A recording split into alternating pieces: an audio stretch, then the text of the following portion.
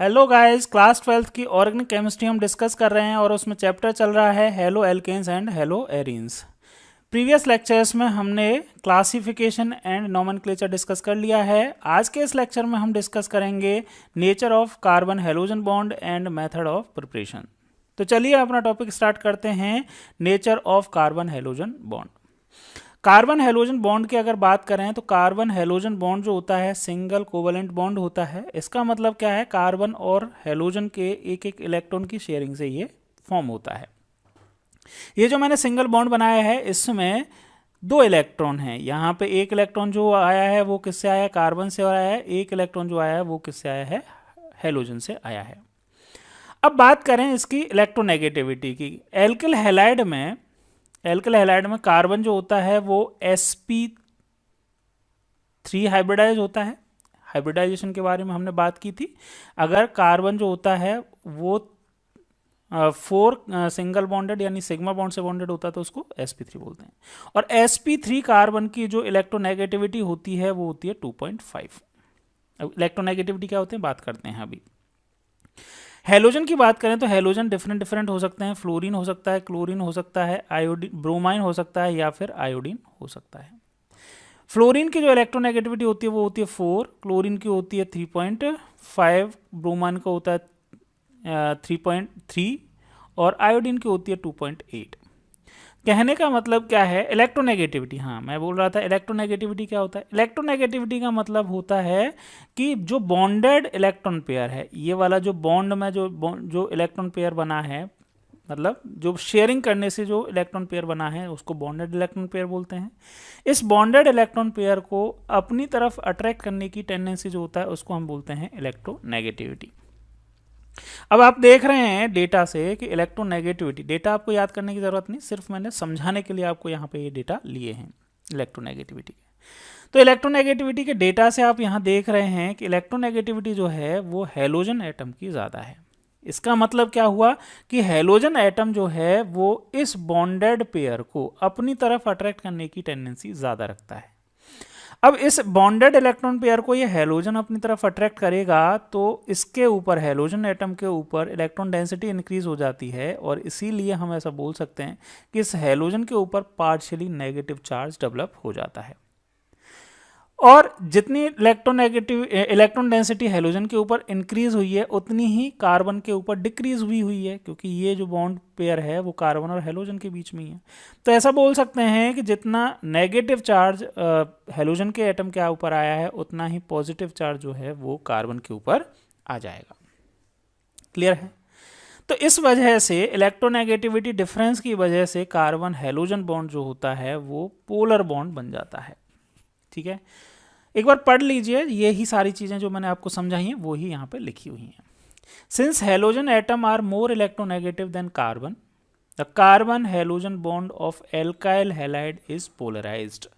Polarise का मतलब क्या हो गया कि जो बना तो कोवलेंट था लेकिन इलेक्ट्रोनेगेटिविटी डिफरेंस की वजह से इनमें पोलरिटी आ गई। पोलरिटी का मतलब, पोलर का मतलब क्या है, यहाँ पे मैं लिखूँ पोलर का मतलब है पोल। याद रहेगा हमेशा, ऐसे याद रखा। पोल्स बन गए, पोल्स कैसे कैसे बन गए, पॉजिटिव और नेगेटिव पोल्स बन गए। एक पॉजिटिव पोल बन गया, एक नेगेटिव पोल बन गया। अगर यहाँ पे कोई पोल नहीं बनते, मतलब इलेक्ट्रोनेगेटिविटी सेम होती, तो यहाँ पे कोई पोल नहीं होता तो उसको बोलते नॉन पोलर। लेकिन कार्बन हेलोजन बॉन्ड जो होता है वो एक पोलर सिंगल बॉन्ड या पोलर कोवलेंट बॉन्ड होता है। The carbon atom bear a partial positive charge whereas halogen atom bear a partial negative charge. Okay? आगे बात करते हैं, आगे वाला जो पैराग्राफ है उसको समझने के लिए ये जो पैराग्राफ है वो स्टेबिलिटी और डायपोल मोमेंट को डिफाइन करेगा। ठीक है, कैसे? एक चीज और मैं समझा देता हूं कि कोई भी बॉन्ड जो है ना, जैसे ये कोई भी बॉन्ड है या यूँ कहें कि बॉन्ड को एक ऐसे समझ लीजिए आप, एक लकड़ी की छड़ी है ना, लकड़ी है छोटी सी।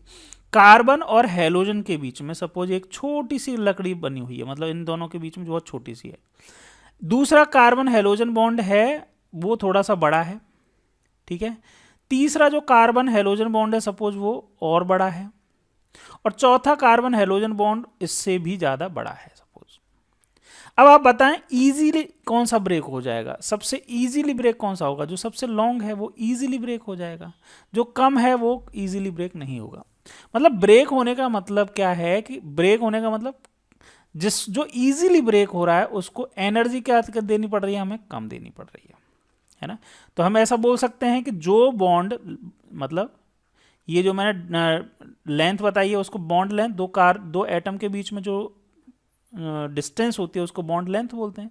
तो बॉन्ड लेंथ जितनी ज़्यादा होगी, ठीक है, उतना ही स्टेबिलिटी, बॉन्ड लेंथ जितनी ज़्यादा होगी स्टेबिलिटी उस बॉन्ड की क्या होगी, कम होगी। स्टेबिलिटी बॉन्ड की क्या होगी, कम होगी। स्टेबिलिटी कम होगी मतलब उसको कम एनर्जी देने से ही वो ब्रेक हो जाएगा, तो उसकी बॉन्ड ब्रेक डाउन या बॉन्ड डिसोसिएशन बोल सकते हो। बॉन्ड डिसोसिएशन एनर्जी जो होगी वो क्या होगी, बॉन्ड डिसोसिएशन एनर्जी है ना, इसी में लिख देता हूं यहाँ पे, ये एनर्जी ये क्या होगी, कम होगी। क्लियर है, समझ में आ गया? अच्छा, स्टेबिलिटी कम है तो बॉन्ड डिसोसिएशन एनर्जी कम होगी। तो पहली बात आ गई कि एनर्जी, बॉन्ड डिसोसिएशन एनर्जी या बॉन्ड एंथैल्पी बोल देते हैं उसके बारे में, है ना। बॉन्ड डिसोसिएशन एनर्जी बोले या बॉन्ड एंथैल्पी बोले, ठीक है। तो पहली चीज आप बॉन्ड लेंथ समझ में आ गया तो स्टेबिलिटी समझ लोगे, और स्टेबिलिटी समझ में आ गया तो बॉन्ड डिसोसिएशन समझ लेंगे। कैसे होती है वो अभी हम डिस्कस कर लेंगे, ठीक है। ओके, सेकेंड बात जो है वो यहां पे समझिए, क्या, डायपोल मूवमेंट। डायपोल मूवमेंट समझेंगे। डायपोल मूवमेंट जो होता है वो क्या होता है, Q इंटू एल फॉर्मूला होता है डायपोल मूवमेंट का। Q का मतलब होता है चार्ज और L का मतलब होता है लेंथ। अब आपको पता है कि जो ये कार्बन हेलोजन बॉन्ड है वो पोलर बॉन्ड है, मतलब इसके ऊपर पार्शियल नेगेटिव चार्ज है, इसके ऊपर पॉजिटिव चार्ज है। चार्जेस का मैग्नीट्यूड सेम होगा, साइंस सिर्फ डिफरेंस होगा, क्योंकि इस बॉन्ड की एक इलेक्ट्रॉन पेयर के डिस्प्लेसमेंट की वजह से ये पॉजिटिव और नेगेटिव अराइज हुए हैं। अब इनका जो भी, इनमें से किसी भी एक का जो मैग्नीट्यूड है वो magnitude multiply by bond length, इसका मल्टीप्लाई जो होगा उसको क्या बोलेंगे, बॉन्ड डायपोल मूवमेंट। क्लियर है, समझ में आ गया? इतना समझ लीजिए। उसके बाद हम बात करते हैं इस पैराग्राफ की, और उसके बाद बात करेंगे कुछ डेटा की जो यहाँ पे दिए हुए हैं। क्लियर है? चलिए एक बार इसको पढ़ लेते हैं, क्या बोल रहा है। Since the size of halogen increases as we go down group in the periodic table। ठीक है, देखिए समझना इसको। ये जो है फ्लोरीन, क्लोरीन, ब्रोमान और आयोडीन, ये एक ग्रुप के एलिमेंट है। कौन से ग्रुप का है? ग्रुप 17 के एलिमेंट है, ये आप जानते ही हैं। और ग्रुप में जब टॉप टू बॉटम मूव करते हैं तो क्या होता है, साइज इंक्रीज होता है। क्या होता है, ये पीरियोडिक टेबल में पढ़ के आए, साइज इंक्रीज होता है। सबसे बड़ा जो साइज है वो आयोडीन का है, सबसे छोटा साइज जो है वो किसका है, फ्लोरीन का है। अब देखिए, कार्बन का तो साइज सेम है, चारों में कार्बन का साइज तो सेम है, लेकिन हेलोजन का साइज जो है वो सबसे छोटा है। ये सबसे छोटा साइज है और ये तो कांस्टेंट है। अगर क्लोरीन की बात करेंगे, क्लोरीन का साइज जो है वो क्या हो गया, इंक्रीज हो गया। अच्छा, ब्रोमाइन का साइज जो है वो और ज्यादा इंक्रीज हो गया, और आयोडीन का साइज जो है वो तो और भी ज़्यादा इंक्रीज हो गया। ठीक है, ये थोड़ा सा अलग ऐसे बन गया। ठीक है, तो कहने का मतलब क्या है, तो जो बॉन्ड लेंथ जो होगी वो सबसे स्मॉलेस्ट बॉन्ड लेंथ किसकी होगी, इसकी कार्बन और फ्लोरीन की सबसे स्मॉलेस्ट बॉन्ड लेंथ का अगर मैं बात बताऊं तो बॉन्ड लेंथ BL लिख देता हूं मैं शॉर्ट में यहाँ पे। ठीक है, बॉन्ड लेंथ की अगर आप बात करें तो बॉन्ड लेंथ जो होगी वो किसकी सबसे स्मॉल होगी, कार्बन फ्लोरीन की, क्योंकि फ्लोरीन का साइज जो है वो सबसे कम है, सबसे छोटी होगी, फिर कार्बन क्लोरीन की, फिर उसके बाद कार्बन ब्रोमाइन की, और सबसे ज़्यादा बॉन्ड लेंथ जो होगी वो होगी कार्बन और आयोडीन की। तो ये बॉन्ड लेंथ का ऑर्डर हो गया। फ्लोरीन एटम जो है ये हम डिस्कस कर चुके हैं, है ना। ओके, आगे बात करते हैं। Fluorine atom is the smallest and iodine atom the largest. Consequently, the carbon halogen bond length also increases from carbon fluorine to carbon iodine. Some typical bond length and bond enthalpy dipole moment are given table. तो ये वाली बात समझ में आ गई, ये जो सब चीज़ मैंने समझाई है वो आपको समझ में आ गई, क्यों होता है, कैसे होता है, ये आपको समझ में आ गई। अच्छा, अब यहां से बॉन्ड एंथैल्पी कहें या बॉन्ड डिसोसिएशन एनर्जी जो है वो भी आप बता देंगे। बॉन्ड डिसोसिएशन एनर्जी सबसे ज्यादा किसकी होगी? कार्बन फ्लोरीन बॉन्ड की, क्योंकि सबसे स्मॉलेस्ट बॉन्ड है, स्टेबल सबसे ज्यादा है। और कार्बन आयोडीन बॉन्ड जो होगा वो सबसे लॉन्ग बॉन्ड है, वीक बॉन्ड है, स्टेबिलिटी कम है, तो बॉन्ड डिसोसिएशन एनर्जी भी कम हो जाएगी। देख लीजिए, डेटा जो है वो उनसे याद रखने की जरूरत नहीं है, इन डेटा को सिर्फ आप देख सकते हैं। जैसे मैंने आपको बताया, कार्बन और फ्लोरीन जो है उसकी 1.39 पिकोमीटर बॉन्ड लेंथ होगी, इसकी 178 होगी, इसकी 193 होगी और इसकी 214 बॉन्ड लेंथ होगी कार्बन आयोडीन की। तो टॉप टू बॉटम जा रहे हैं तो बॉन्ड लेंथ जो है वो इंक्रीज हो रही है, और बॉन्ड लेंथ जो होती है वो इनवर्सली प्रोपोर्शनल होती है बॉन्ड एंथैल्पी बोल दें या बॉन्ड डिसोसिएशन एनर्जी की। तो सबसे कम किस में होगा? जो सबसे लंबी बॉन्ड होगी। कार्बन आयोडीन जो बॉन्ड है वो सबसे वीक होगा और उसको ब्रेक करने के लिए बॉन्ड एंथैल्पी सबसे कम हो लगेगी। तो इसकी बॉन्ड एंथैल्पी जो होगी कार्बन आयोडीन की वो 234 किलोजूल पर मोल होगी। वहीं सबसे ज्यादा किसकी होगी? कार्बन फ्लोरीन की होगी, वो कितनी होगी? 452 किलोजूल पर मोल। अच्छा, डेटा सिर्फ आपको समझाने के लिए मैंने, मतलब ये जो अपन ने समझा है वो डेटा से भी वेरीफाई हो रहा है, डेटा याद नहीं रखने हैं ना, जस्ट समझने के लिए ये डेटा है। एक चीज और समझिए, अब यहाँ पे आप देख रहे होंगे कि जो ये वाला जो पैटर्न है किसका? डायपोल मोमेंट का जो पैटर्न है, डायपोल मोमेंट का पैटर्न 1.847 1.860 पहले कम था, थोड़ा सा इंक्रीज हुआ, फिर 1.830 थोड़ा सा और कम हुआ, पहले कम था, इंक्रीज हुआ, फिर डिक्रीज हुआ, फिर डिक्रीज हुआ। अब ये पैटर्न जो है वो फिक्स नहीं है। रीजन क्या है इसका? रीजन समझ लीजिए। क्यों? डायपोल मूवमेंट मैंने आपको बताया, डायपोल मूवमेंट का जो फॉर्मूला होता है वो कितना होता है बेटा? Q into L. अब L जो है वो तो ये हमें पता है, अब Q जो है वो क्या होगा? वो Q जो है, फ्लोरीन की इलेक्ट्रोनेगेटिविटी सबसे ज्यादा थी, तो फ्लोरीन और क्लोरीन बॉन्ड सबसे पोलर बॉन्ड होगा, तो Q की मैग्नीट्यूड सबसे ज्यादा कहाँ होगा? इस फ्लोरीन के पास होगा। Q इंटू एल, इसका अगर मल्टीप्लाई करेंगे तो ये इतना आ जाएगा। क्लोरीन और इसका कार्बन का जो चार्ज होगा उसका कंपैरेटिवली कम होगा, ठीक है, लेकिन बॉन्ड लेंथ इंक्रीज हुई है, तो इनका जब मल्टीप्लाई करेंगे ये कम हुआ है, मतलब Q तो क्या हो जाएगा? कम हो जाएगा, लेकिन बॉन्ड लेंथ इंक्रीज हुआ, तो ओवरऑल जो रिजल्ट आएगा वो इतना आएगा। मतलब ओवरऑल क्या डोमिनेट करेगा? यस, Q डोमिनेट करेगा। आगे इसकी बात करें तो बॉन्ड लेंथ तो इसमें भी इंक्रीज हुई है, लेकिन Q जो है, जो इलेक्ट्रोनेगेटिविटी की वजह से जो चार्ज डेवलप हो रहा है वो चार्ज उतना डेवलप नहीं हुआ, काफी कम हो गया, तो ये इसकी वैल्यू भी कम हो गई। और इसमें लेंथ तो बहुत ज़्यादा है, लेकिन ये पोलराइजेशन जो है कार्बन आयोडीन बॉन्ड का वो बहुत कम हुआ है, इसकी वजह से डायपोल मोमेंट इतना है। तो डायपोल मोमेंट की अगर आप कोई पैटर्न देखना चाहेंगे तो कोई पैटर्न तो नहीं है, हाँ इतना समझ लीजिए ये पैटर्न जो है वो क्यों आ रहा है, उसके रीजन समझ सकते हैं। रीजन इसलिए ये डायपोल मोमेंट इस तरह का इरेगुलर पैटर्न में शो हो रहा है। क्लियर है? समझ में आ गया? चलिए अब हम बात करते हैं मेथड्स ऑफ प्रिपरेशन की, कि कौन कौन सी केमिकल रिएक्शन से हम एल्काइल हैलाइड को बना सकते हैं। ठीक है, तो सबसे पहली रिएक्शन है फ्रॉम एल्कोहल्स। देखिए एल्कोहल जो होते हैं उनका जर्नल फॉर्मूला होता है ROH। R यहाँ पे एल्काइल रेडिकल है। अब इससे हमें क्या बनाना है? एल्काइल हैलाइड अगर बनाना है तो आप देख पा रहे हैं कि इस हाइड्रोक्सिल ग्रुप को हमें रिप्लेस करना होगा हेलोजन से। The hydroxyl group of an alcohol is replaced by halogen on reaction।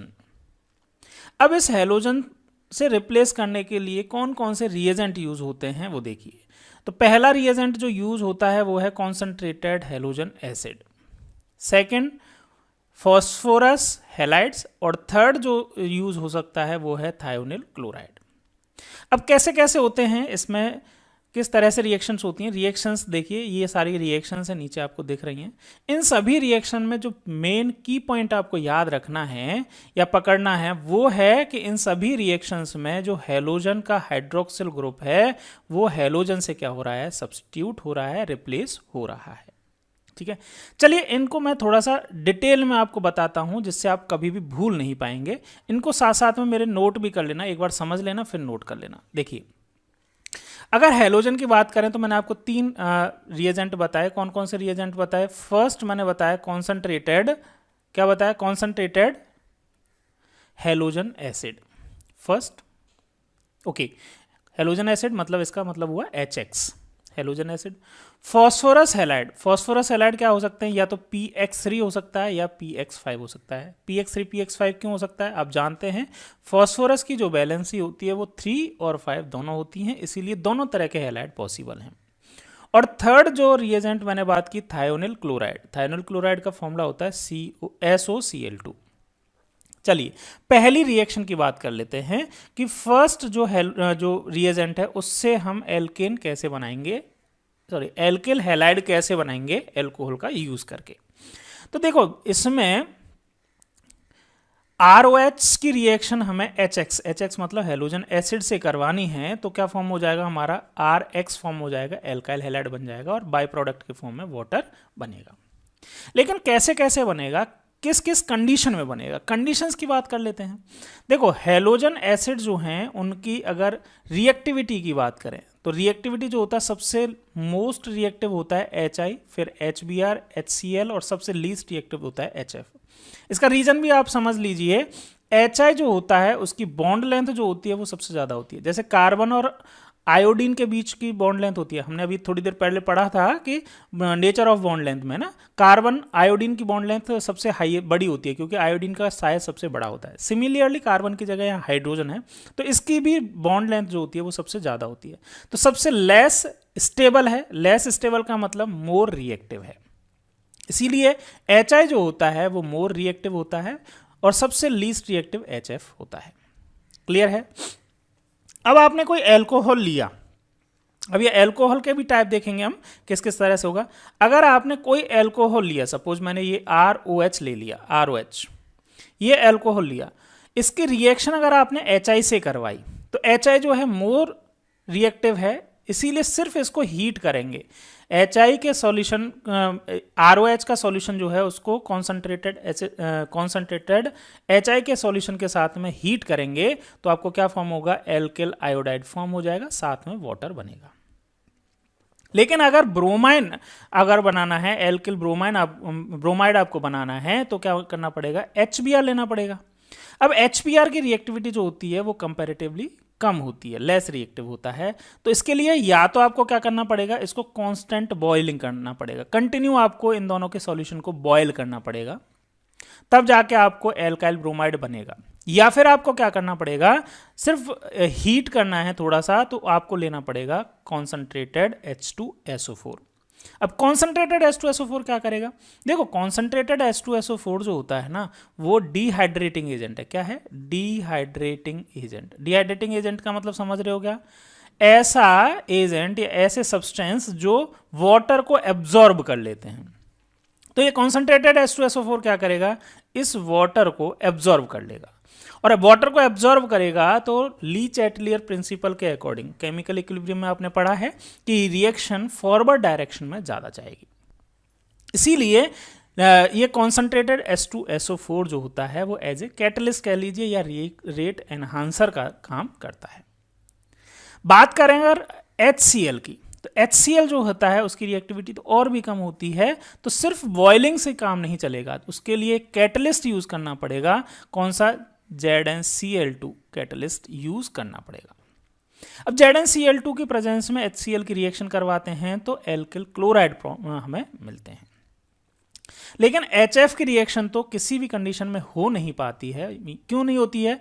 इस तरह की कैटलिस्ट या फिर हीट करने से एल्कोहल के साथ में ये HF रिएक्ट नहीं करता है, इसलिए यहाँ पे कोई रिएक्शन नहीं होती है। रीज़न आप बता सकते हैं क्योंकि HF जो होता है वो लीस्ट रिएक्टिव होता है, मोर स्टेबल होता है। क्लियर है? ये हमने किसके बारे में बात की? ये हमने बात कर ली किसके बारे में कि अगर हमने डिफरेंट HX लिए, HX की जगह ये लिए, HI लिया, HBr लिया, HCl लिया, HF लिया, तो किस तरह से रिएक्शन होगी। ठीक है, अब हम बात करते हैं जो एल्कोहल हैं। ये एल्कोहल भी तो डिफरेंट टाइप के हो सकते हैं। डिफरेंट टाइप से मतलब कि इन ये भी तो 1 डिग्री 2 डिग्री 3 डिग्री ये हो सकते हैं। तो इनकी रिएक्टिविटी क्या होती है? देखो, एल्कोहल जो होते हैं उनकी रिएक्टिविटी की अगर आप बात करेंगे तो एल्कोहल जो सबसे ज़्यादा रिएक्टिव होता है इसके लिए वो कौन सा होता है? 3 डिग्री सबसे ज़्यादा रिएक्टिव होता है। रीज़न क्या है? इसमें इंटरमीडिएट जो बनता है कार्बोकेटाइन बनता है, 3 डिग्री कार्बोकेटाइन मोस्ट स्टेबल होता है। ये आप याद रख लीजिए, या सिर्फ आप डायरेक्ट ही रिएक्टिविटी ऑर्डर ही याद रख लीजिए कि 3 डिग्री जो एल्कोहल है वो मोर रिएक्टिव है। 2 डिग्री जो होगा इस रिएक्शन में HI के साथ HX के साथ रिएक्शन करेंगे तो लेस रिएक्टिव, और सबसे कम रिएक्टिव जो होगा वो कौन सा होगा? 1 डिग्री एल्कोहल होगा। अब देखो, अब यहाँ पे अगर ये मैंने डिफरेंट टाइप के एल्कोहल्स ले लिए, तो डिफरेंट टाइप के एल्कोहल्स के साथ रिएक्शन किस तरह से होती है। 3 डिग्री अगर आपने लिया है और सपोज ये मैंने HCl प्लस ZnCl2 लिया है, मतलब क्लोराइड मुझे बनाना है ना, एल्किल क्लोराइड बनाना है। अच्छा, एक चीज़ और याद रखें, इस रिएजेंट को एक नाम दिया जाता है, इसको बोला जाता है ल्यूकास रिएजेंट। क्या बोला जाता है? याद रख लीजिए, ल्यूकास रिएजेंट। एनसीईआरटी में नहीं गिवन है, लेकिन याद रखना चाहें तो याद रख सकते हैं, ल्यूकास रिएजेंट बोलते हैं। अब 3 डिग्री जो है वो मोस्ट रिएक्टिव है इन तीनों में, एल्कोहल में 3 डिग्री एल्कोहल मोर रिएक्टिव है। इसीलिए जैसे ही आपने इनकी रिएक्शन करवाओगे तो ये रिएक्शन इंस्टेंट हो जाती है। जैसे इन दोनों के सॉल्यूशन को आप मिक्स करेंगे तुरंत आपको एल्काइल क्लोराइड बन जाएगा। लेकिन अगर ये ही एल्कोहल 4 कार्बन का ही एल्कोहल मैंने लिया है, ये 2 डिग्री है। अब 2 डिग्री 3 डिग्री आप समझ रहे होंगे, डिग्रीज मैंने पहले लेक्चर्स में डिस्कस की हैं, है ना। जब क्लासिफिकेशन हमने पढ़ा था तो डिस्कस किया था। अगर वो लेक्चर नहीं देखा है तो आप देख सकते हैं, लिंक मैं डिस्क्रिप्शन में दे दूंगा।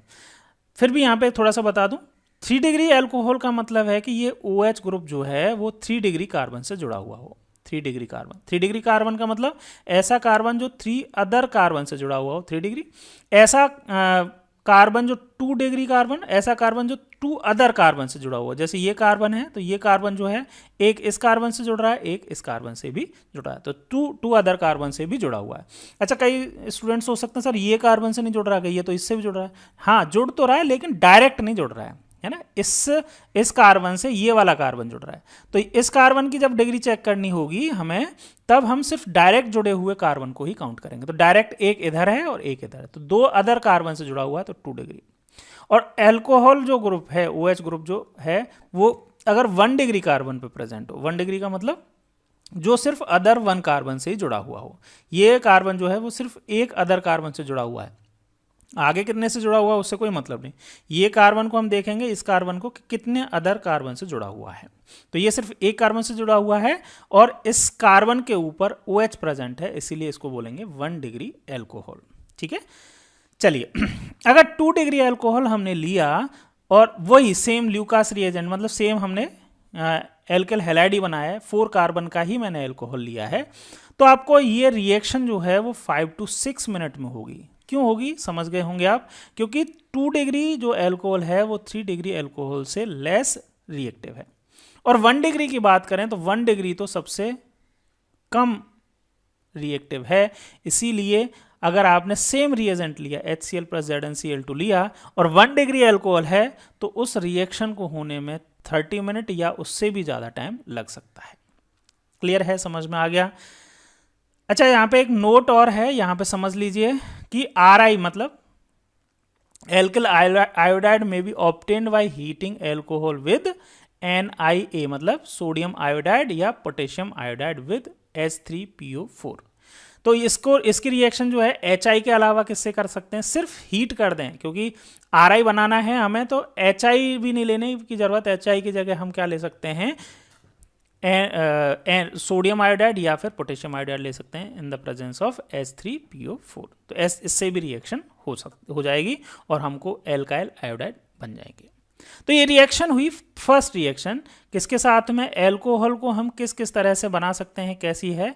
Bye halogen acid. तो हेलोजन एसिड से ये रिएक्शन आप नोट कर लीजिए चाहें तो, ठीक है। मैं एक बार आपको दोबारा से यहाँ पे दिखा देता हूँ, इस रिएक्शन को आप नोट कर लीजिए, वीडियो को पॉज करके देख लीजिए, जहाँ से भी आपको लिखना है वहाँ तक आप नोट कर लीजिए, ठीक है। लास्ट यहाँ पे और है, तो इतना नोट हो गया। ठीक है, वीडियो को पॉज करके आप नोट कर सकते हैं। सेकंड अगर हम बात करें तो सेकंड जो है अल्कोहल से अगर हमें एल्काइल हैलाइड बनाना है तो सेकंड रिएजेंट हम ले सकते हैं फास्फोरस हैलाइड। फास्फोरस हैलाइड की रिएक्शन किस तरह से होगी देखो। फास्फोरस हैलाइड मैंने आपको बताया 2 टाइप के हो सकते हैं। कौन कौन से हो सकते हैं फास्फोरस हैलाइड? या तो PX3 या फिर PX5, 2 तरह के हो सकते हैं। ठीक है, PX3 कौन कौन से स्टेबल हैं? देखो PCl3 स्टेबल है, PBr3 स्टेबल और PCl5 स्टेबल है। ये तीनों हैलाइड जो हैं वो स्टेबल फॉर्म हैं, तो इनको डायरेक्ट ही यूज किया जा सकता है। लेकिन PBr5, PCl3 और PCl5 ये जो हैं वो स्टेबल नहीं हैं, अनस्टेबल होते हैं। इसीलिए जब इनकी जगह यूज किया जाता है, मतलब क्या बनाना है, अगर हमें एल्काइल आयोडाइड बनाना है या फिर एल्काइल ब्रोमाइड बनाना है, तो एल्काइल ब्रोमाइड बनाना है तो PBr3 लीजिए, या फिर क्या लेंगे, रेड फॉस्फोरस प्लस ब्रोमीन लेंगे। और अगर एल्काइल आयोडाइड बनाना है तो रेड फॉस्फोरस प्लस आयोडीन ही लेना होगा, क्योंकि PI3 और PI5 जो हैं वो अनस्टेबल होते हैं। क्लियर है, समझ में आ गया? तो रिएक्शन जो है वो रिएक्शन इस तरह से हो जाती है। अगर अल्कोहल की रिएक्शन PX3 से करवाई, X3 की जगह क्या ले सकते हैं, या तो PCl3 ले सकते हैं या PBr3 ले सकते हैं। तो आपको क्या बन जाएगा, RI मतलब या तो एल्किल क्लोराइड या एल्किल ब्रोमाइड बन जाएगा। साइड प्रोडक्ट में H3PO3 बन जाएगा।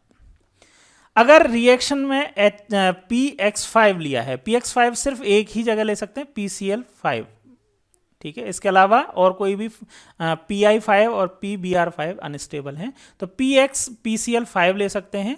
तो रिएक्शन में तब भी आपको क्या मिल जाएगा, एल्काइल हैलाइड बन जाएगा। रिमेनिंग अगर हमने रेड फॉस्फोरस और ये ब्रोमाइन या फिर आयोडीन लिया है तो रिएक्शन कैसे होगी, इस एल्कोहल की रिएक्शन रेड फॉस्फोरस और हेलोजन के साथ करते हैं तो एल्काइल हैलाइड फॉर्म हो जाते हैं। क्लियर है? तो ये सेकंड रिएजेंट्स हो गई। थर्ड रिएजेंट कौन सा है, थायोनिल क्लोराइड। तो थायोनिल क्लोराइड से किस तरह से रिएक्शन होती है देखिए। थायोनिल क्लोराइड की अगर हम बात करें तो थायोनिल क्लोराइड जो है उससे क्या बन सकता है, this is the best method for alkyl chloride, preparation of alkyl chloride. क्यों है बेस्ट मेथड देखिए, पहले रिएक्शन देख लेते हैं कि रिएक्शन में एल्कोहल लिया, एल्कोहल की रिएक्शन थायोनिल क्लोराइड से करवाई तो एल्काइल क्लोराइड फॉर्म होगा, SO2 फॉर्म होगा और क्या फॉर्म होगा, HCl फॉर्म होगा। अब यहां ध्यान देना कि ये SO2 जो है वो भी गैस है और HCl जो है वो भी गैस है, तो ये दोनों ही एस्केपेबल गैस है। एस्केपेबल का मतलब ये रिएक्शन में जब हो रही होंगी तो ये रिएक्शन मिक्सचर में नहीं रहेंगी, ये क्या हो जाएंगी, एस्केप हो जाएंगी, बाहर वेपराइज हो जाएंगी, निकल जाएंगी, क्योंकि गैस इस फॉर्म में। और आपको रिएक्शन मिक्सचर में प्योर एल्काइल हैलाइड मिलेगा, प्योर। ये दोनों गैसेस फॉर्म में निकल जाती हैं, सिर्फ आपको प्योर HCl या HCl क्या, एल्काइल हैलाइड मिलता है। इसीलिए ये जो है थायोनिल क्लोराइड से एल्काइल हैलाइड बनाने का, थायोनिल क्लोराइड से एल्काइल हैलाइड बनाने का बेस्ट मेथड कहते हैं। एल्कोहल लीजिए और थायोनिल क्लोराइड लीजिए तो आपको प्योर एल्काइल हैलाइड मिलेगा। क्लियर है? तो ये सारी बातें किससे हुई, फर्स्ट रिएक्शन की बातें हुई।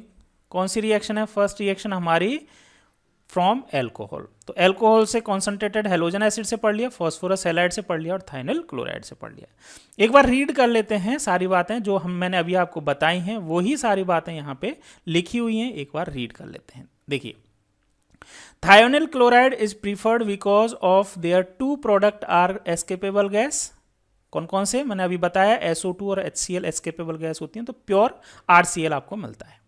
Hence the reaction give pure alkyl halide. Phosphorus tribromide, triiodide are usually generated in situ. In situ का मतलब रिएक्शन में ही बनाए जाते हैं, मतलब उनको फॉस्फोरस ट्राई ब्रोमाइड PBr3 या PI3 ये जो होते हैं अनस्टेबल होते हैं, तो अनस्टेबल होते हैं तो इनको डायरेक्ट ऐसे नहीं लिया जाता है। इनके लिए क्या किया जाता है, इनके लिए लिया जाता है phosphorus, red phosphorus with bromine या रेड फॉस्फोरस विद आयोडीन। इनसे क्या बनाए जाते हैं, ये बनाए जाते हैं। इन सीटू मतलब रिएक्शन में ही बनता है।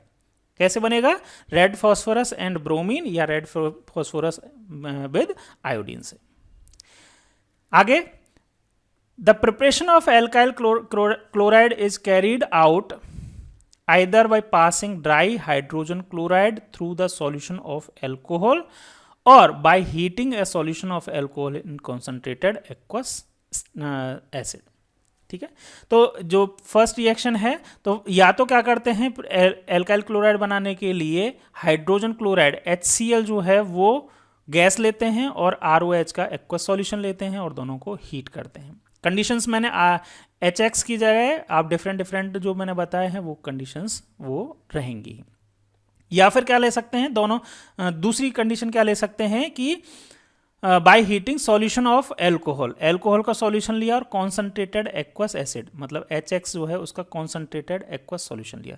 दो वर्ड हैं, ये समझ लीजिए, ये वैसे आपको आते होंगे लेकिन फिर भी कॉन्सेंट्रेटेड का मतलब होता है गाढ़ा, गाढ़े का मतलब है कि ऐसा एसिड का सॉल्यूशन जिसमें एसिड का अमाउंट ज़्यादा है और वाटर का अमाउंट कम है, उसको बोलेंगे एक्वस।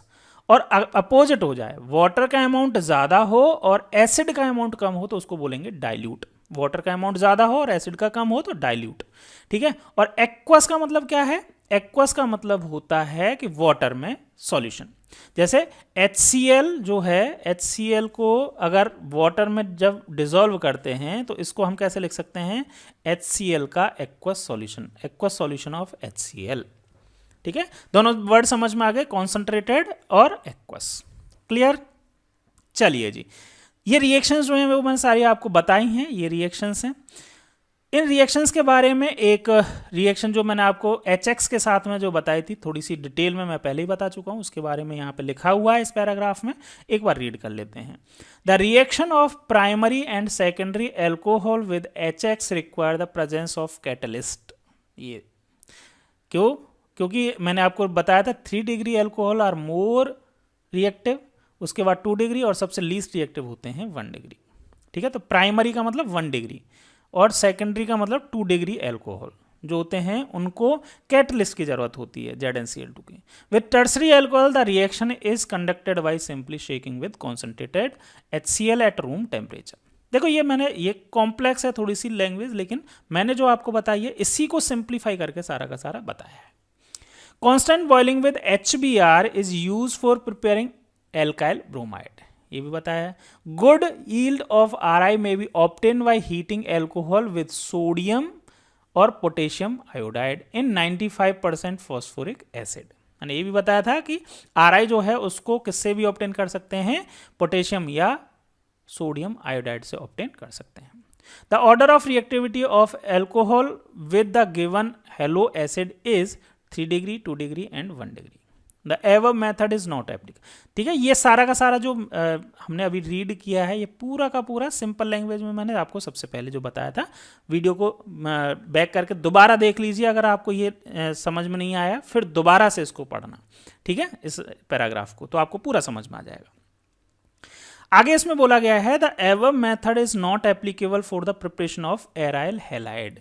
एराइल हैलाइड के लिए ये मेथड यूज नहीं किया जाता। रीजन क्या है? Because carbon oxygen bond in phenol has a partial double bond character and is difficult to break being strong than single bond. समझना इस बात को, क्या बोला है, देखो फिनॉल क्या होता है, एराइल हैलाइड आपको बनाना है तो ये आपको क्या लेनी पड़ेगी, मैं इसमें बेंजीनिंग इस तरह से बना सकता हूँ, है ना, ये जो है इस तरह से भी बना सकते हो आप, है ना, अल्टरनेट डबल बॉन्ड, या फिर इस बेंजीन को इस तरह से भी बना सकते हैं।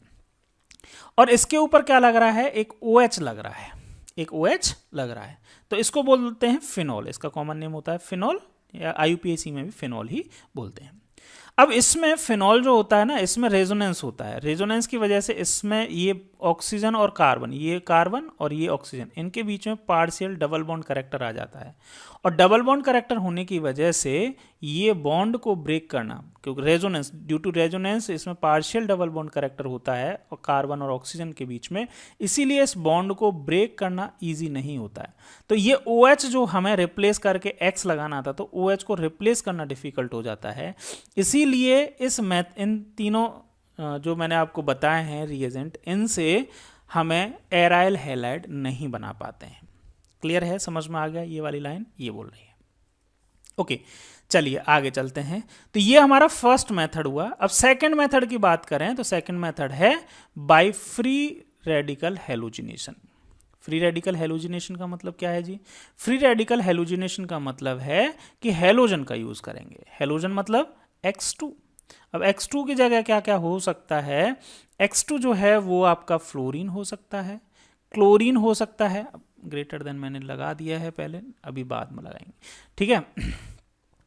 X2 की जगह फ्लोरीन हो सकता है, क्लोरीन हो सकता है, ब्रोमाइन हो सकता है, या फिर आयोडीन हो सकता है। ये सारे हो सकते हैं। अब यहाँ पे फ्री रेडिकल का मतलब क्या है कि ये जैसे सपोज अगर मैं क्लोरीन की बात करता हूँ तो क्लोरीन Cl2 है तो ClCl है।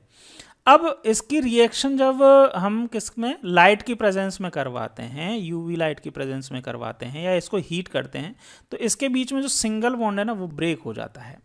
अब ये बॉन्ड जो है वो किससे बना है? एक एक इलेक्ट्रॉन की शेयरिंग से बना है। एक इलेक्ट्रॉन इस क्लोरीन ने दिया, एक इलेक्ट्रॉन इस क्लोरीन ने दिया, तब बना था। अब ये ब्रेक होगा तो यहां से क्या बनेगा? क्लोरीन फ्री रेडिकल, और दूसरा भी क्या बनेगा? Chlorine free radical. होमोलाइसिस होता है। होमोलाइसिस मतलब जो बॉन्ड है वो बिल्कुल एग्जैक्टली बीच में से ब्रेक होता है और जो बॉन्ड पेयर इलेक्ट्रॉन है वो इक्वली डिस्ट्रीब्यूट हो जाते हैं जिन जिन एटम के ऊपर, जिन जिन एटम के बीच में वो बॉन्ड बन रहे हैं। क्लियर है? तो इस तरह के फ्री रेडिकल्स फॉर्म होते हैं, इसीलिए इसको बोला जा रहा है फ्री रेडिकल। और हेलोजिनेशन मतलब हेलोजन का यूज होगा। और रिएक्टेंट क्या होगा? हाइड्रोकार्बन।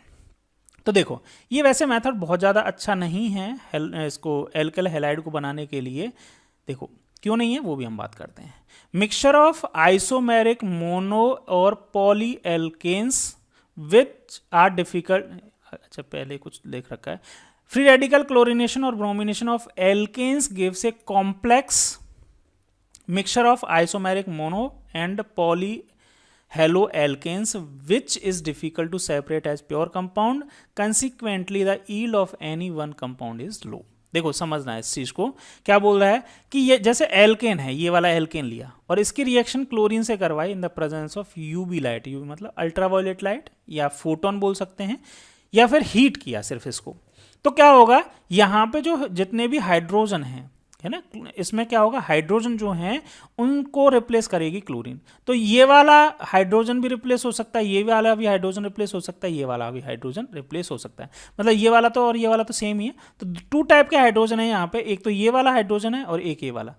यहाँ पे अगर इसकी बात करें तो ये और ये वाला सेम ही हो जाएगा, इसकी बात करें तो ये और ये दोनों सेम हो जाएंगे। क्यों सेम हो जाएंगे आप समझ पा रहे होंगे, क्योंकि ये जो है वो 1 डिग्री कार्बन पे प्रेजेंट हाइड्रोजन है, ये भी 1 डिग्री वाला है, ये वाला हाइड्रोजन जो है वो 2 डिग्री वाला है, ये भी 2 डिग्री है। तो 1 डिग्री वाले सेम हाइड्रोजन है और 2 डिग्री वाले, डिग्रियां आप समझ गए होंगे है ना। 2 डिग्री का मतलब ऐसा कार्बन जो 2 अदर कार्बन से जुड़ा हुआ है और उस पर प्रेजेंट हाइड्रोजन 2 डिग्री हाइड्रोजन। अब यहाँ पे देखिए कि जब इसका हेलोजिनेशन होगा तो यहाँ से ये भी हाइड्रोजन रिप्लेस हो सकते हैं और ये भी हाइड्रोजन रिप्लेस होगा। अच्छा इस तरह से मोनो हेलोजन हेलो एल्केन्स बन सकते हैं। मोनो का मतलब एक ही क्लोरीन रिमूव हुआ और एक क्लोरीन रिमूव हुआ। जैसे मैं यहाँ पे एक रिएक्शन लिख देता हूँ यहाँ, इसको CH3 CH2 CH2 CH2 H लिख दिया। CH3 को मैंने इस तरह से लिख दिया और क्लोरीन इस तरह से लिखा और इसकी यूवी लाइट की प्रेजेंस में क्या हो रहा है? रिएक्शन हो रही है या हीट कर रहे हैं तब रिएक्शन हो रही है। तो यहाँ पे क्या होगा कि एक ये जो है, एक ये यहाँ पे ये हाइड्रोजन जो है वो निकलेगा और यहाँ से एक ये Cl निकलेगी और क्या बन जाएगा? CH3 CH2 CH2 CH2 Cl बन जाएगा और साथ में HCl बन जाएगा। अच्छा दूसरा ये भी तो कंडीशन बन सकती है, ये वाला हाइड्रोजन निकल जाए तो क्या बनेगा?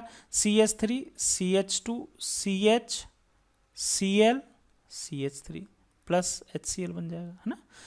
अच्छा ये भी तो कंडीशन पॉसिबल है कि अगर ये रिएक्शन रुके ही नहीं तो यहाँ पे डाई हेलोजन बन जाए। मतलब ये हाइड्रोजन जो है वो कंटिन्यू ये चलता जाए, ये जितने भी हाइड्रोजन हैं वो सारे के सारे रिप्लेस कर सकते हैं ना, क्लोरीन तो एक्सेस अमाउंट में। तो ऐसा भी पॉसिबल है, CH3 CH2 CH2 CH Cl और Cl इस तरह से बन जाए। 3 Cl भी लग सकते हैं, इस पे भी एक और Cl लग सकता है। तो इस तरह के क्या बन जाएंगे? Poly halo alkanes. Poly halo alkanes मतलब ऐसे कंपाउंड जिनमें more than 1 halogen atom present है, ऐसे हेलो एल्केन्स भी बन सकते हैं। तो इन सब का मिक्सचर बनेगा, इनमें से कोई एक स्पेसिफिक ऐसा नहीं है कि एक ही बनेगा, इन सभी का मिक्सचर बनेगा। मिक्सचर जो होता है उनमें से, इस मिक्सचर में से इंडिविजुअल एक कंपाउंड को सेपरेट करना डिफिकल्ट होता है। डिफिकल्ट क्यों होगा, सेपरेट क्यों नहीं कर पाएंगे?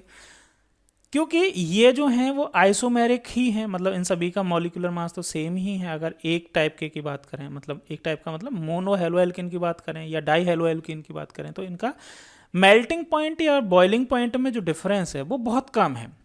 Melting point, boiling point approximately same है, तो इनको सेपरेट करना डिफिकल्ट है, इसीलिए इस मेथड को बहुत ज़्यादा यूज नहीं करते हैं। क्लियर है, समझ में आ गया आपको? तो सेकंड जो मेथड है फ्रॉम हेलो एल्केन्स, और उसमें भी फ्री रेडिकल हेलोजिनेशन जो होता है उसका यूज बहुत ज़्यादा नहीं किया जाता है टू प्रिपेयर एल्काइल हैलाइड। चलिए जी, ये क्वेश्चन है, एग्जाम्पल है, अपने आप से ट्राई कीजिए। इनके लिए अलग से सेपरेट वीडियो बनाएंगे इन टेक्स्ट क्वेश्चन और एग्जाम्पल्स के लिए। अगर कोई दिक्कत होगी तो, नहीं तो आप इनको सॉल्व खुद कर सकते हैं। चलिए नेक्स्ट रिएक्शन की बात करते हैं। नेक्स्ट रिएक्शन है बाई इलेक्ट्रोफिलिक सब्सटीट्यूशन। देखो दो वर्ड हैं यहां पे, समझना इसको। इलेक्ट्रोफिलिक, इलेक्ट्रोफिलिक का मतलब क्या है? इलेक्ट्रोफाइल बनता है इसमें। इलेक्ट्रोफाइल क्या होता है सर?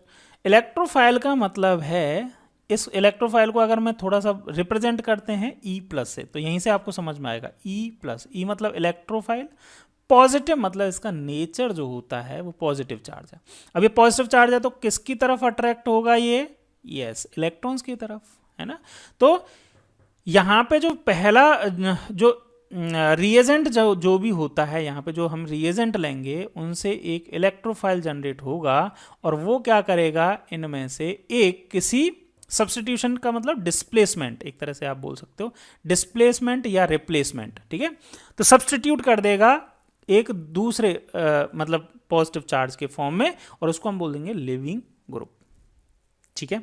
तो इलेक्ट्रोफिलिक सब्स्टिट्यूशन जो है, सब्स्टिट्यूट कर देगा, लिविंग ग्रुप तो अलग हो जाएगा, सब्स्टिट्यूट कर देगा। जैसे यहाँ पे अगर मैं बात करूँ तो यहाँ पे एक X पॉजिटिव बनेगा, X पॉजिटिव जो है वो एक इलेक्ट्रोफाइल बनेगा, ठीक है। और यहाँ पे बेंजीन रिंग में आप देख रहे हैं यहाँ पे एक हाइड्रोजन होगा। अब इस हाइड्रोजन जो है इसको ये क्या करेगा, रिप्लेस करेगा। ये हाइड्रोजन जो है वो क्या बनेगा, H प्लस के फॉर्म में निकल जाएगा, और ये जो है X प्लस यहाँ पे आके जुड़ जाएगा, और इस तरह से ऑर्थो हेलो टोलुइन फॉर्म हो जाएगा। Para form, para position, ortho para का मतलब समझ रहे हो? ऑर्थो का मतलब ये टोलुइन है, टोलुइन में मतलब बेंजीन रिंग की इस पोजीशन पे CH3 जुड़ा हुआ है, तो इसके जस्ट नेवर पोजीशन पे अगर हेलोजन जुड़ता है तो ऑर्थो, और इसके अपोजिट में जुड़ता है तो उसको क्या बोलेंगे, पैरा, और इस वाली पोजीशन पे जुड़ता है तो मेटा। तो इलेक्ट्रोफिलिक सब्स्टिट्यूशन रिएक्शन में ऑर्थो और पैरा सब्स्टिट्यूटेड हेलो एल्केन्स ही बनते हैं। क्लियर है, समझ में आ गया होगा। अब बात करते हैं कि इसमें भी हम क्या यूज कर रहे हैं। इसमें भी हम यूज किसका कर रहे हैं? यस, इसका कर रहे हैं, हेलोजन का, और हेलोजन के साथ में Fe का यूज कर रहे हैं। Fe क्या है? एक लुईस एसिड की तरह काम कर रहा है।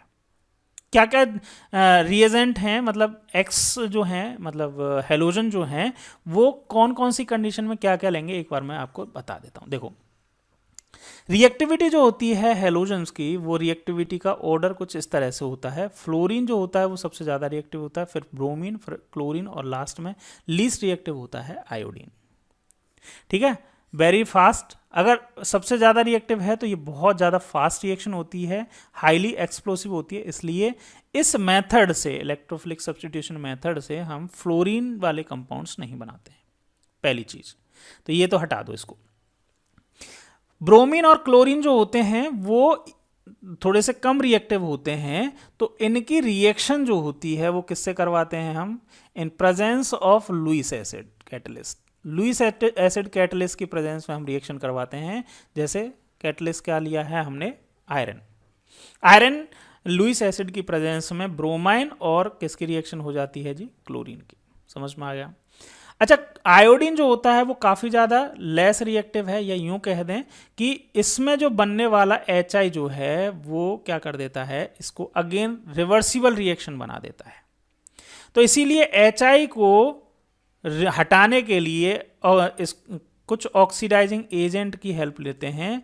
ऑक्सीडाइजिंग एजेंट कौन से होते हैं? HNO3 या HiO3 है, HiO4 है, ठीक है, ठीक है, नाइट्रिक एसिड या फिर ये HiO4 यूज करते हैं। अब इसका इनका ऑक्सीडाइजिंग एजेंट OA, मतलब ऑक्सीडाइजिंग एजेंट क्या करते हैं, जो रिएक्शन में HI फॉर्म हो रहा है, कहाँ क्या फॉर्म हो रहा है HI, देखो ये HI कहाँ बन रहा है, यहाँ पे मैं दिखाता हूँ। यहाँ पे जो मैंने बताया था आपको, ये वाला HI यहाँ पे फॉर्म होगा, HX फॉर्म हो रहा है ना साइड प्रोडक्ट, ये तो बन गया, यहाँ पे रिप्लेस हुआ। अब ये जो है ये इसके साथ में एक X और बचा, ये X2 से एक X प्लस बना और एक X माइनस बना। ये X माइनस और H प्लस आपस में क्या किस फॉर्म में निकल जाते हैं? HX के फॉर्म में। अब आयोडीन इसमें अगर होगा, आयोडीन लिया तो HX की जगह क्या फॉर्म होगा? HI फॉर्म होगा, और HI जो होता है इस रिएक्शन को रिवर्सिबल डायरेक्शन में ले जाता है। तो इस HI को क्या करने के लिए, हटाने के लिए किसका यूज़ किया जाता है? ऑक्सीडाइजिंग एजेंट का यूज़ किया जाता है, HNO3 या HiO4 का यूज़ करें।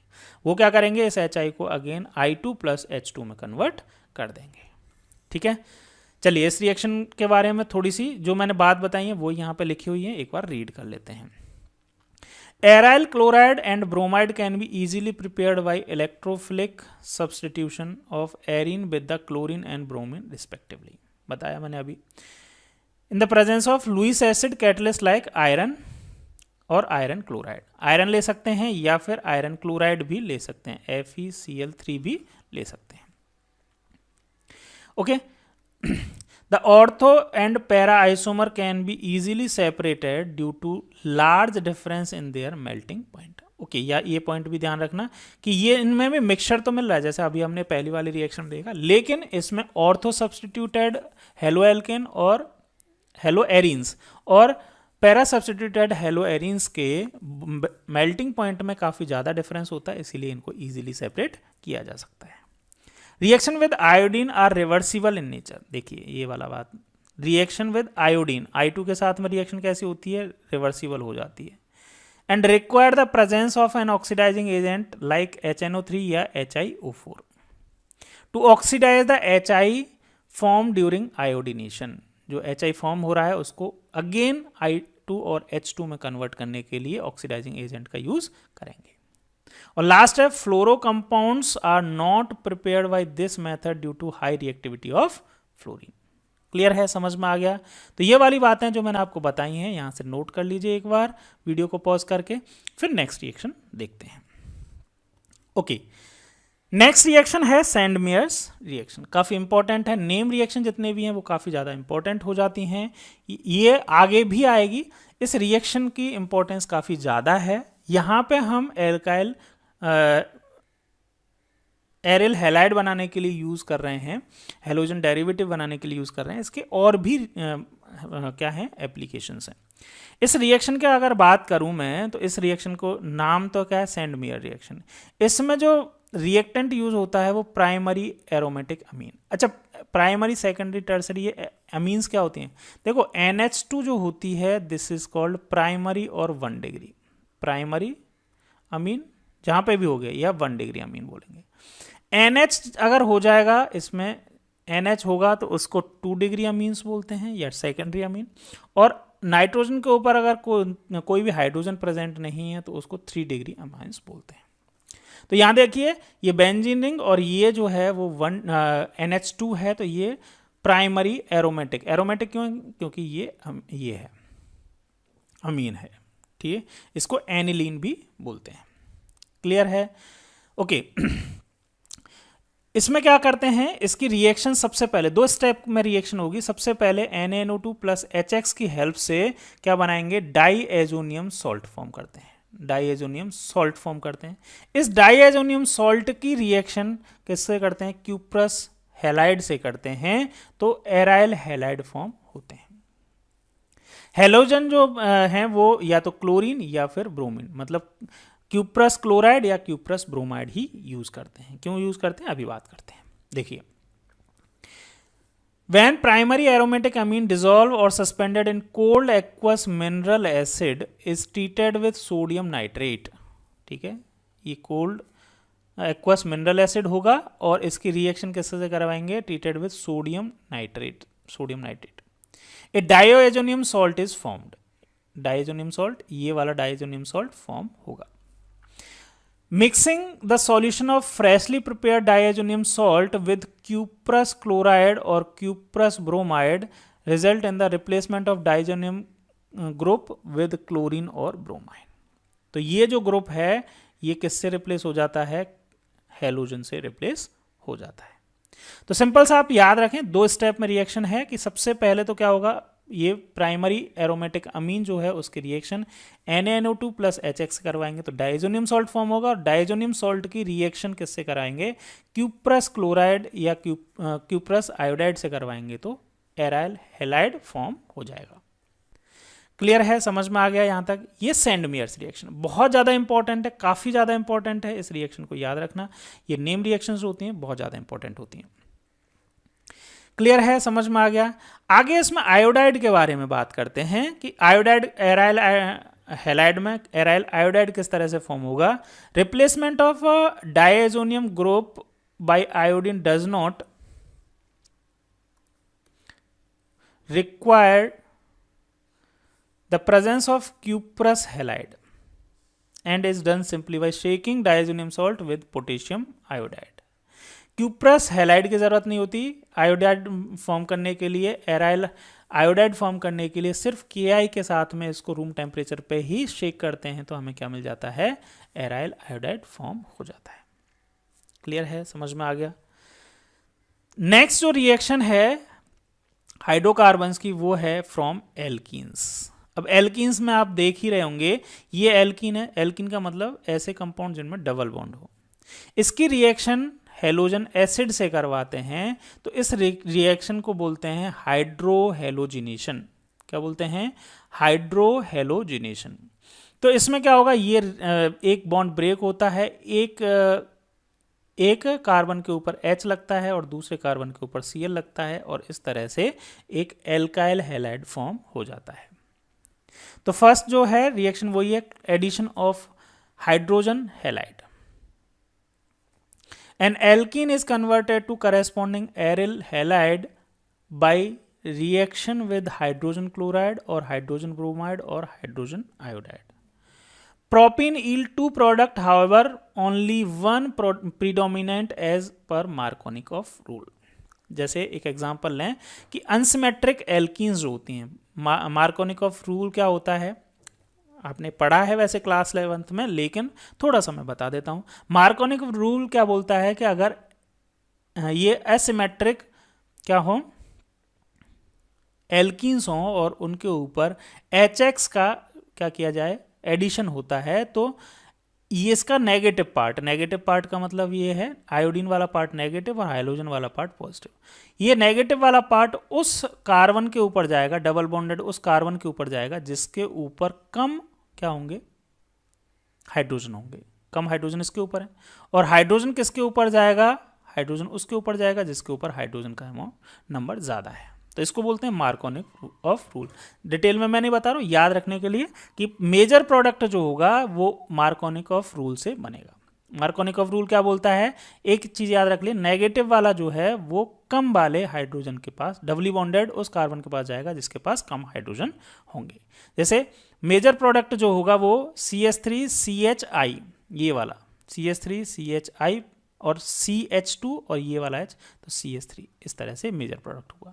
माइनर प्रोडक्ट जैसे इसका अपोजिट हो जाएगा, जिसमें आयोडीन जो है वो मोर हाइड्रोजन वाले डबल बॉन्डेड कार्बन से बनेगा, तो उससे आपके पास माइनर प्रोडक्ट फॉर्म होगा।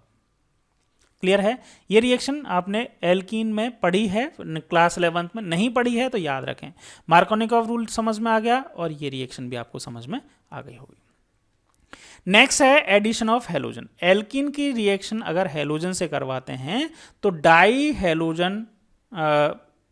हेलो एल्केन्स फॉर्म होते हैं। Addition of halogen next reaction है।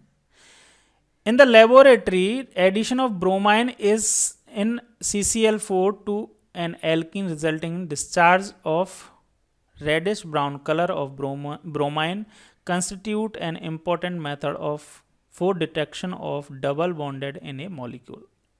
देखो यहाँ पे अगर बात करें तो ब्रोमाइन जो होता है ना, ब्रोमाइन का कलर कैसा होता है, रेडिश ब्राउन कलर होता है।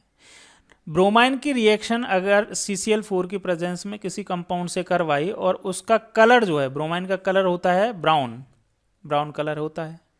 अब इसकी रिएक्शन जब करवाई और रिएक्शन हो गई और इस तरह का कंपाउंड फॉर्म हो गया, ये होगा कलरलेस कंपाउंड। जो बनेगा वो कैसा बनेगा, कलरलेस। तो ब्रोमाइन का कलर अगर गायब हो गया, इसका मतलब क्या है कि उस कंपाउंड में क्या है, अनसैचुरेशन प्रेजेंट है। अनसैचुरेशन का मतलब डबल बॉन्ड या मल्टीपल बॉन्ड प्रेजेंट हैं उसमें। ठीक है। The addition result in the synthesis of vicinal dibromide which are colourless. Vicinal का मतलब क्या है, ऐसे मैंने आपको इसमें क्लासिफिकेशन में भी बताया था और नॉमेनक्लेचर में भी बताया था। विसिनल का मतलब क्या है, ऐसे डाई हैलाइड्स जिनमें नेवर कार्बन के ऊपर हैलोजन प्रेजेंट होता है, तो उसको विसिनल डाई हैलाइड बोलते हैं। ब्रोमाइड है तो विसिनल डाई ब्रोमाइड बोलेंगे। तो यहाँ पे इस तरह से ये कैसे रिएक्शन हुई है, ब्रोमीन है ना, ब्रोमाइन ब्रेक हुई और एक ब्रोमाइन यहाँ पे आ गया, एक ब्रोमाइन इस कार्बन के ऊपर आ गया, तो इस तरह से विसिनल डाइब्रोमाइड फॉर्म हो जाएगा। तो ये रिएक्शन जो है वो टेस्ट ऑफ अनसैचुरेशन भी होती है। क्लियर है, समझ में आ गया। तो ये रिएक्शन हमने पढ़ी, second reaction by hydrocarbons. Hydrocarbon से हम किस किस तरह से एल्काइल हैलाइड फॉर्म कर सकते हैं। नेक्स्ट रिएक्शन है, नेक्स्ट और लास्ट मेथड ऑफ प्रिपरेशन है halogen exchange method. Halogen exchange method काफ़ी इंपॉर्टेंट रिएक्शन है और इसका नेम रिएक्शन भी है। सबसे पहले है फिंकलस्टीन रिएक्शन। फिंकलस्टीन रिएक्शन में क्या होता है, alkyl iodide are often prepared by reaction of alkyl chloride और alkyl bromide with sodium iodide in dry acetone.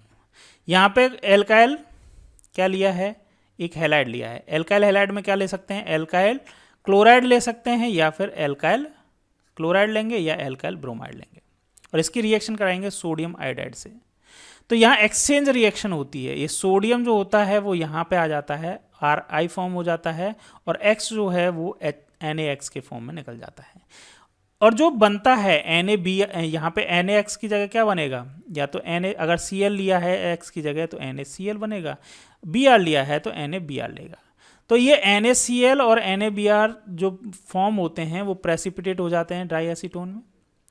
It facilitate the forward reaction according to Le Chatelier principle. अब ये जो है वो रिएक्शन में सॉल्युबल नहीं होता है, प्रेसिपिटेट आउट हो जाते हैं NaCl और NaBr, तो ये रिएक्शन फॉरवर्ड डायरेक्शन में ज़्यादा चलती है। ठीक है, और ये रिएक्शन थोड़ी फास्ट भी हो जाती है इसीलिए। नेक्स्ट एक और रिएक्शन है, इसी में हैलोजन एक्सचेंज का ही पार्ट है, the synthesis of alkyl fluoride. Alkyl fluoride अभी तक आपने देखा कि मैक्सिमम जगह नहीं बना पा रहे हैं, या तो HF जो होता है वो लीस्ट रिएक्टिव है या फ्लोरीन जो है वो हाईली रिएक्टिव है। तो एल्काइल फ्लोराइड बनाने के लिए जो बेस्ट मेथड जो है वो है by heating an alkyl chloride और alkyl bromide in the presence of metallic fluoride such as AgF silver fluoride या Hg2F2 या कोबाल्ट फ्लोराइड या SbF3 एंटीमनी फ्लोराइड। ठीक है, तो इनकी प्रेजेंस में सपोज AgF की बात करें तो यहाँ पे भी क्या होगा, हैलोजन एक्सचेंज होगा। यहाँ पे आप एल्काइल क्लोराइड या एल्काइल ब्रोमाइड ले सकते हैं और इसकी रिएक्शन AgF या इन किसी भी मेटेलिक फ्लोराइड से करवा देंगे। तो यहाँ पे भी एक्सचेंज हो जाएगा, ब्रोमीन का एक्सचेंज हो जाएगा और आपको क्या फॉर्म होगा, एल्काइल फ्लोराइड फॉर्म हो जाएंगे।